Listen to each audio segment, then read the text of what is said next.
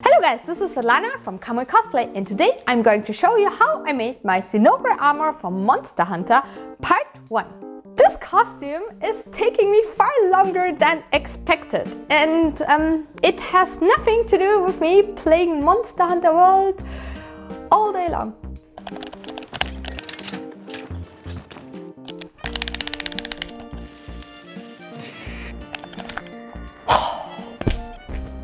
Just like for the dual blades in my last video, you can watch it here, my main material for the armor was simple EVA foam. You can find links for all tools and materials I used in the video description. And do you know what else is in the video description? A link to buy my books. So if you want to get into cosplay as well, make sure to check them out. And now let's start the video. My main references were this drawing from the official artwork, the in-game model, and this awesome action figure. So let's begin with the breastplate. To get a proper pattern, I covered myself in plastic wrap and duct tape. Obviously, Benny helped me a bit. Following this, I used a Sharpie to draw on the shape of the breastplate and all its details. So far so good. I carefully cut myself free and got some lovely pattern pieces this way. Afterwards, I traced all the shapes to 5mm thick EVA foam and cut them all out using a sharp box cutter. And that's how all my individual parts looked like. Next, I connected all pieces with contact cement. To make the booby cups nice and round, I evenly heated up the foam and pressed it over an acrylic sphere while it was still hot. See? Nice and round. Next, I connected the remaining parts of the breastplate. Looked good so far. Mitten, of course, needed some attention too. Then I was able to add more detail layers on top. 1, 2, 3 and 4. Yay! Just the scales were missing now.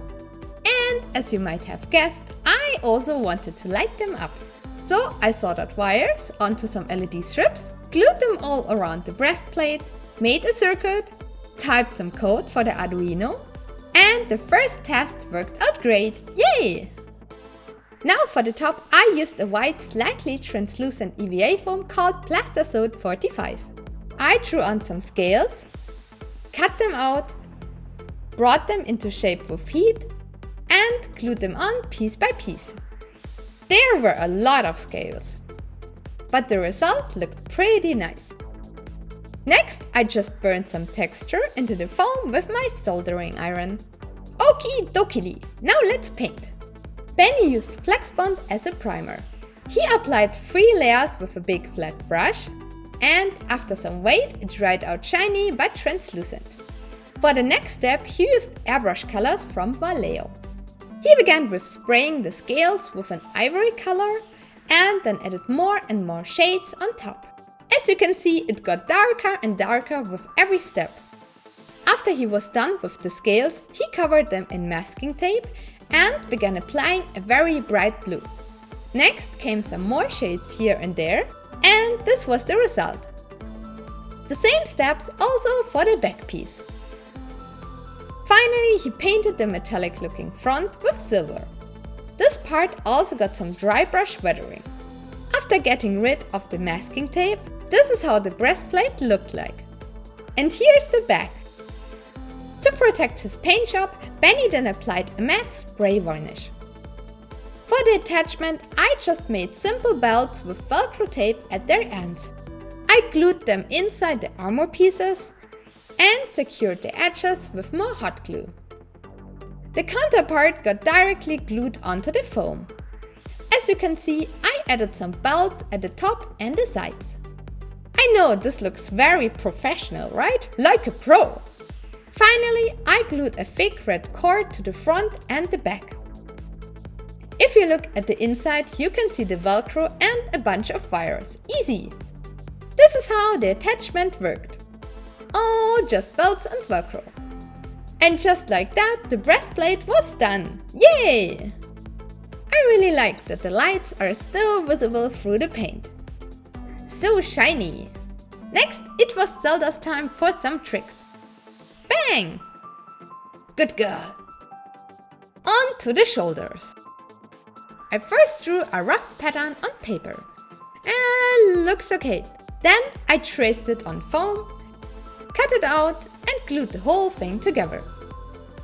I used the same pattern to make some additional scales, dremelled the edges nice and spiky, added some texture and burnt more details in with my soldering iron.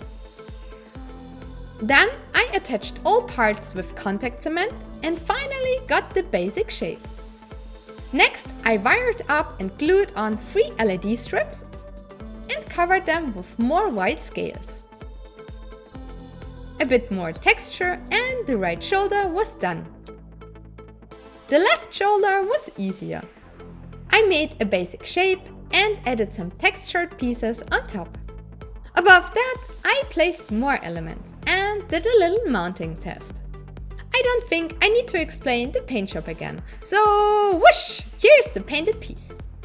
A red cord on top was all that was missing. Same steps for the right shoulder. Whoosh and done. After painting, I applied a strip of white faux fur all around. I wetted it a bit with a grey Copic marker and made it spiky with some hairspray. I really liked that fluff. Oh, and here's the light test. And all parts together. Next, the hip armor. Once again, I drew a freehand pattern, cut it out and made a paper dummy to check the proportions. Looked close enough. I traced all pieces to 5mm EVA foam, brought them into shape, added more layers, drilled holes with this hole-making thingy from Foamworks, and made other holes with a sharpened PVC pipe. And here was my little test. The only part lighting up here was the back. As always, Benny did the paint job and sealed all pieces with spray varnish. Meanwhile, I grabbed some black faux leather, cut out a long strip, and sewed a simple belt with some Velcro at the end. Next, I hot glued some fabric loops into the armor pieces and slid them over the belt. You can see it's really simple. Just need some adjustments. Now I added more fur to the hip plates, wetted it, made it look spiky, and pulled red cords through the holes. Finally, I just laced all parts together, and the hip part was done as well. Woo! And here are all the pieces so far combined. This was pretty fast, right? Oh, the magic of video editing! So, what's your favorite monster in Monster Hunter? Let me know in the comments. My favorite monster is the Zinogre, and I really hope they will add it to Monster Hunter World in the future. If you like this video, don't forget to subscribe to our channel or check out Patreon to support us making more videos like this. So, thanks for watching and see you next time. Bye bye!